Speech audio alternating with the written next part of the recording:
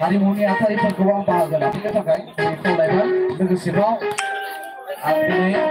दोंनैसो मेथाइजों लोगोसे फंनैसो बिबुंथि होनायजों दोनैसो मेथाइ खनबाय बेजोंनो लोगोसे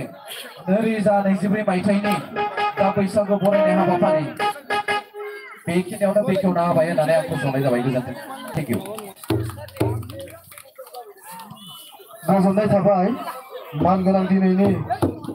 बैसागु बरायनायखौ बेखेवनाय आलासि बिथाङा गावनि मेहेरगोनां बिबुंथिजों दिनैनि बैसागु बरायनायखौ बेखेवनानै होबाय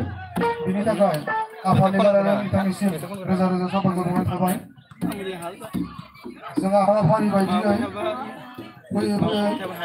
माननि आलासि सिनायथि होनाय हाबाफारिखौ मोनफैबाय बिनिखायनो आं